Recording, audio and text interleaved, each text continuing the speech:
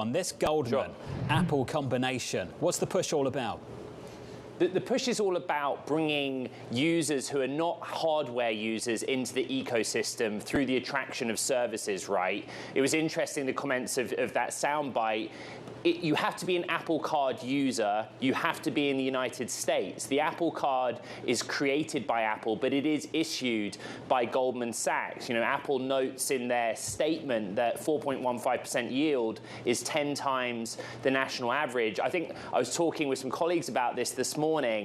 Surely in the near term, this isn't a moneymaker for Apple, but think about all those people around the world that do not have an iPhone or do not use a MacBook. The attraction of a 4.15% deposits account in this week of all weeks, John, when we're looking at deposit data from the biggest and the smallest banks, longer term, the play for Apple is to really pump that services side of its business.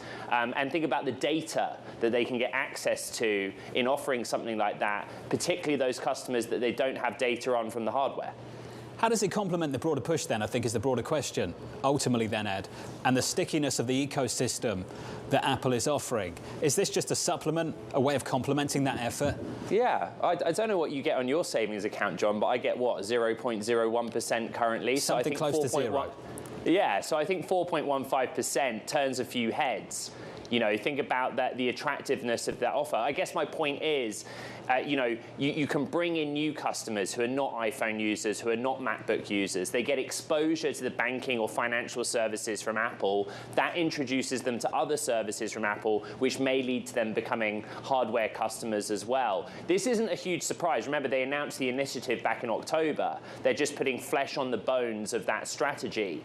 But 4.15%, as your guest said, is also a Goldman story. Because Apple is not a bank, it's just the brand. And as someone pointed out, Apple's just the wrapper for the Goldman product, but the tension comes with the very fact that you can get more on your Apple yield than you can from Goldman in Marcus, even though Goldman is back in the Apple effort.